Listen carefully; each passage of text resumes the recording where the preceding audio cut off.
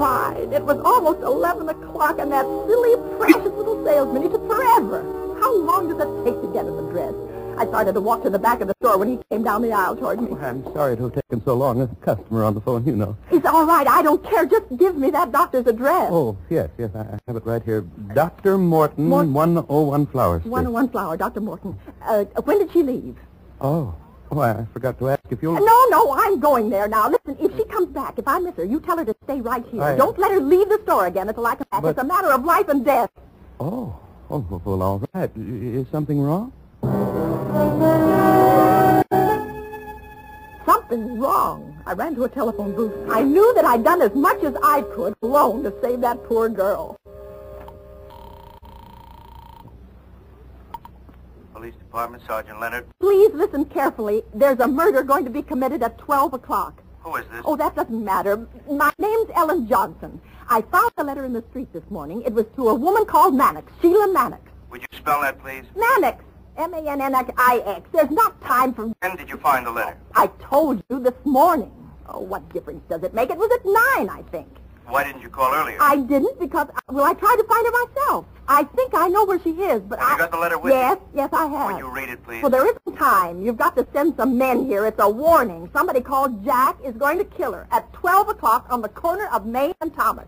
There's a parade going on then. What does this woman look like? Can you give us a description? No, I've never seen her. I don't even know her. You say you think you know where she is? Yes, at a Dr. Morton, 101 Flower Street. Where are you calling from? Simmons Book and Stationery Store. She works here. Will you get a description of the woman, please? I'll wait. Yes, of course. Don't hang up.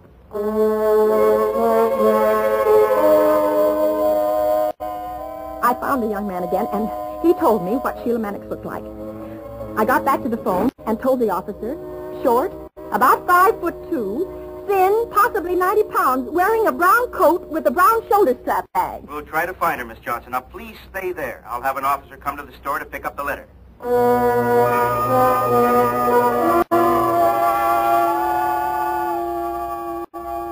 I put the receiver on the hook and sat in the booth. I was shaking, and my hands were wringing wet. It was 11:20. Somewhere outside I heard a band playing. The parade must have started. I stayed in the shop, and the minutes passed 11:30, 25 to 12. At 20 minutes to 2, I just couldn't stand it any longer. The waiting, the awful waiting. I had to do something. I called Sheila Mannix's house again. There was just that chance, that slight chance. Maybe she went home after the doctor. Maybe she's there. 2 more. Oh, wait. No, 3. Let it go 3 more. Oh, be there. You must. You've just got to be.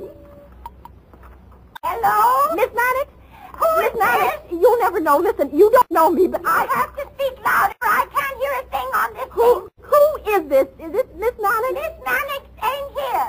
This is the landlady. Oh, my. I'm cleaning up. Is there a message?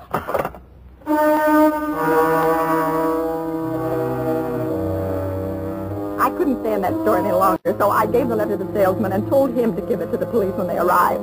It was 11:45. Main Street was alive with people. It seemed as though the whole city had turned out to watch the parade.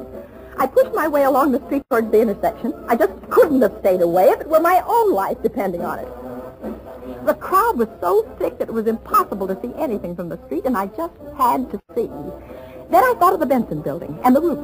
If I was up on the roof, I could see everything that happened on that corner. It was 5 to 12 when I got in the elevator and took it up to the 19th floor. I had to walk to the roof, and I could hardly breathe as I opened the door and stepped out into the bright sun. Instinctively, I knew that this was the building. The same building that the man in the letter had been pushed from last year.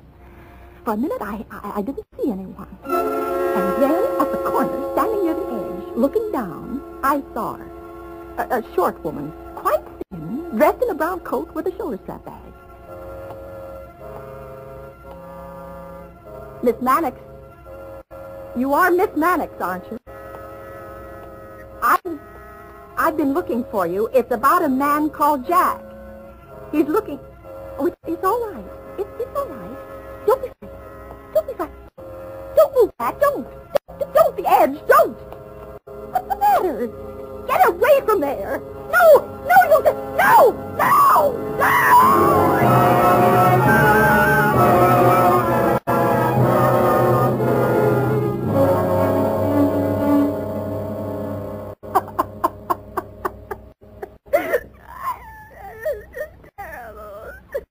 Uh-huh.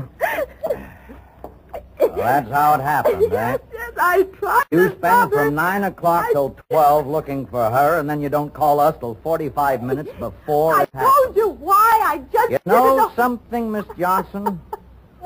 I think you're lying. Lying. How dare you say that? I was doing what I You thought pick was the up a right letter, thing. a warning letter. Well, You I- go to a janitor. You call people on the phone, but not the police. Well, You visit Sheila Mannix's house, talk to the landlady, talk to the neighborhood druggist, to the salesman in the bookstore. All witnesses, all I alibis. wanted to find her, to warn her. And Don't. then you call the police when you're sure it's too late. How did I know she'd be up there? How? You set up a nice alibi for yourself. You were alone with Sheila Mannix. Who's to say you didn't push her? Oh, stop it. You don't know what you're talking about. You know right. I was trying to help her, that's all. I won't listen to you. I'm going home. Now, you sit down. Oh. I'm holding you for a while. We're going to check, Miss Johnson. We're going to do a lot of checking. Arrested? I was a good citizen. I did my duty. I tried to save her, and you were going to see... Lieutenant? Oh, yeah? Oh, Can I see you for a minute? Sure. You stay right there, miss. We're not through. This happened last murder. year. Murder, that's what he's No. saying, that I We had it on murdered the her. books. He called about an hour ago. Saying that. Told us the whole To thing. me, after all the Couldn't good tie I... it up, though. Oh. I was only trying to warn the Yeah, poor Take a girl. look at the report. Well, where are they What holding? he's saying, it's about me. I 28th know it. I know it. I know it. Okay. All right, that does it then. Oh, All right, Miss Johnson. We know what happened now. you know. What do you mean, you know? I told you that's how it happened, every word. Well, I'll tell you something. I've got to believe you. There's nothing I can do about it. Nothing you can do? Well, what should you do? Instead of frightening the life out of me, you should thank me for doing You it. listen to me for a change. I'd like nothing better than to throw the book at you, but I can't. We've got the man called Jack. He was picked up on the parade. There, you see there. I was right. The fellow who wrote that letter you found called the police about an hour ago. He told us the story. That's how we got our boy. Then she was safe. He couldn't kill her. She wasn't in any danger then. What? Oh, yes, she was. You. Because you found her and frightened her to death. I was only telling her that there was nothing to be afraid of. Sure, that's all. You know that she was standing in the same place where her boyfriend was killed a year ago? And then you come along and mention the name of the man she knew killed him. Now maybe you know why she was afraid and backed away from you. You didn't know a thing, huh? Well, I want you to know something, though. I want you to sleep with it for the rest of your life. If you'd called the police when you picked up that letter, Sheila Mannix would be alive right now. You think about that. I can't see where I was wrong. Oh, maybe I should have called sooner, but I did call. If you hadn't taken so long... Get out of here. Go on, get out. It's too bad we can't send you where the other guy's going. He killed last year. You did it today, just as sure as if you'd shot her. Go on. It's all right, Lieutenant. I understand. I can see why you're upset, and I'm sorry. Sergeant, you understand that I was only doing what I thought right, don't you? It wasn't my fault. It wasn't. If they'd got there sooner, it never would have happened. I've nothing to reproach myself about. Nothing. Oh, I'm so upset. A whole day's work and my gray silk dress ruined. They'll never be able to get that coffee stain out.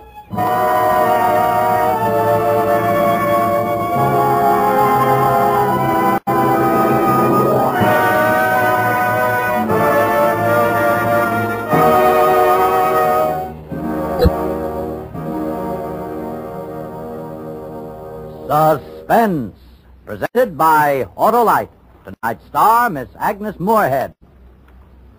Backward, turn backward, O time in your flight, and give us a minute to talk Autolite. That's a good idea, Hap, but it would take us hours to tell about the more than 400 fine products made by Autolite for cars, trucks, planes, and boats in 28 plants from coast to coast. These include complete electrical systems used as original equipment on many leading makes of cars. Electric windshield wipers, starting motors, wire and cable, voltage regulators, coils, distributors, generators. All engineered to fit together perfectly, work together perfectly as a part of the Autolite team. So, friends, don't accept electrical parts supposed to be as good. Ask for and insist on Autolite, original factory parts, at your neighborhood service station, car dealer, garage, or repair shop.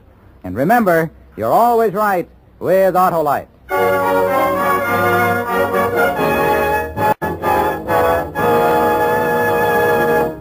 Next week on Suspense, in answer to your many requests, Backseat Driver, repeated for you with its original stars, Fibber McGee and Molly.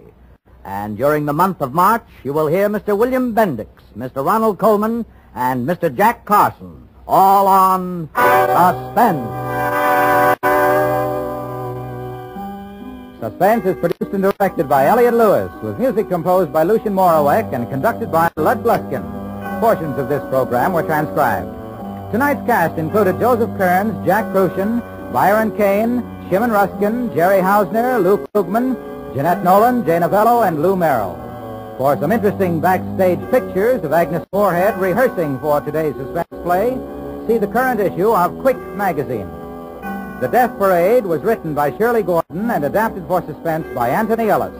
Agnes Moorehead is currently on tour with Charles Lawton, Charles Boyer, and Sir Cedric Hardwick in the drama quartet presentation of Man and Superman. And remember, next week on Suspense, Fibber McGee and Molly in Backseat Driver.